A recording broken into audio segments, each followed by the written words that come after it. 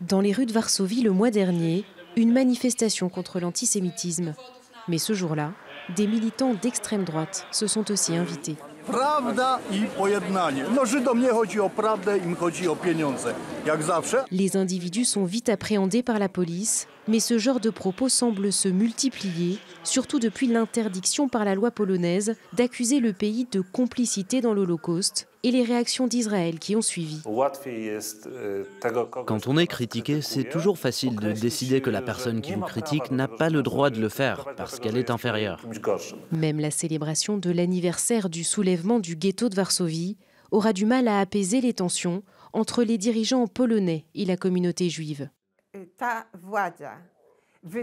Ce gouvernement a déclenché une nouvelle vague d'antisémitisme en Pologne. En fait, les personnes qui étaient auparavant antisémites sentent maintenant qu'elles peuvent être ouvertement antisémites. Ce qui était de l'antisémitisme doux est devenu dur. Czy jest cmentarz w Wołominie? Żydowski?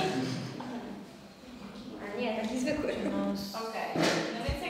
Le Forum pour le dialogue organise des ateliers dans des écoles à travers toute la Pologne.